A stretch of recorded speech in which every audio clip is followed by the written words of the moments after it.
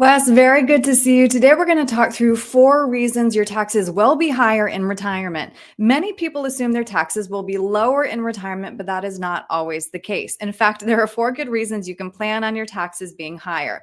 First, of course, you don't want to compromise your quality of life. In retirement, you probably won't be spending less. In fact, you may be spending more, and you will need the income to support that lifestyle.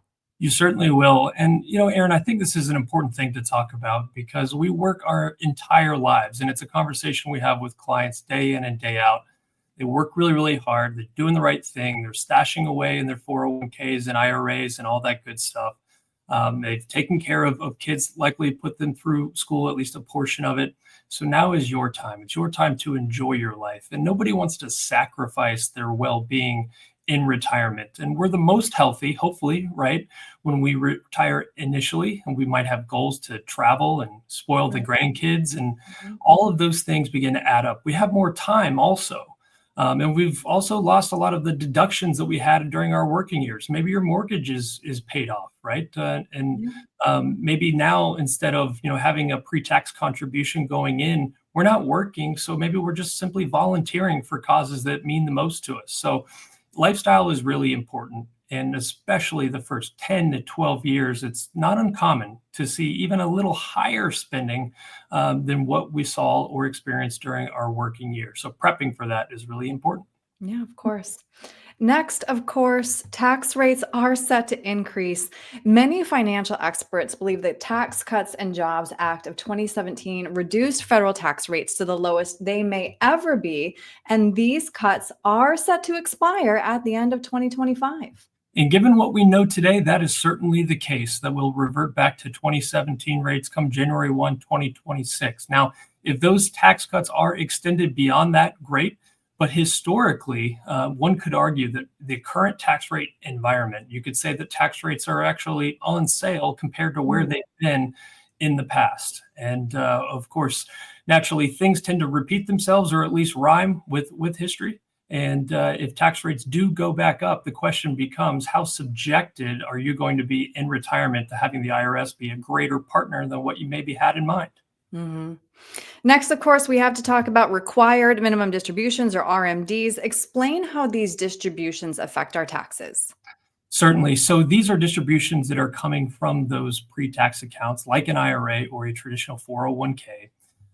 And at a certain age, you're going to have to pull money out, whether you need it for cash flow or not. So as you can see here, the RMD age has changed over the years. But if you were born before July 1st, 1949, you're grandfathered into that 70 and a half required date. And then it's graduated from there and eventually gets to age 75.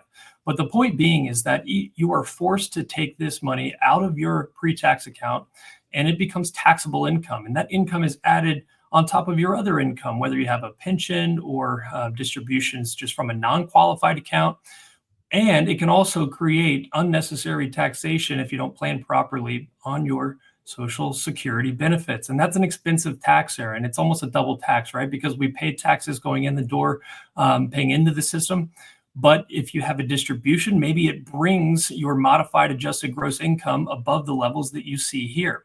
So, for example, if you're married filing jointly and you have a modified adjusted gross income north of 44,000, which could be due to an RMD, that could cause a tax on your Social Security benefits up to 85% of Wow. your benefit could be Yeah. taxed at your federal, this is the key, your federal marginal rate. So that's the tax paid on the last dollar in. So if you're in the, say, the 24% bracket, then everything is going to be taxed at 24% on your benefit. Yeah, it's a really big deal. 85% of it will be at least. Yeah. All right. And then last, of course, the writing is on the wall. Wes, we've talked about this before. Government debt, hold your breath because this one always gives me anxiety, now stands at $36 trillion. And the government has 2 options to make up that deficit: reduce spending or increase revenue, i.e., raise taxes. And reducing spending, I hope that it does happen. And there's areas of the government that maybe is that extra fat that we can get rid of and reduce spending. But there's a lot of this spending that is mandatory.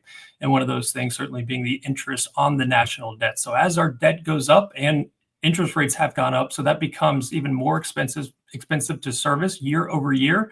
And it doesn't matter who's in office, we're continuing to run deficits. And that number is increasing at a rapid pace. As you can see there, it's mind-boggling to think $36 trillion. But at some point, we're going to have more tax revenue to pay for this. Yeah, no, Wes, when I first wrote my notes for this story, I had to change it. It was 35 when I first wrote it, and it ticked over to 36. So it's very stressful. Imagine if you ran your household like that, right? I know. That's why it's so stressful. Absolutely. Clearly, proactive planning is key. So, Wes, if somebody would like to talk to you about strategic tax planning, which I know you specialize in, what's the best way to reach you? You can reach out to us via phone, 919-322-4113, or an email, info@patriotwealthnc.com. Great. Wes, thank you. Thank you.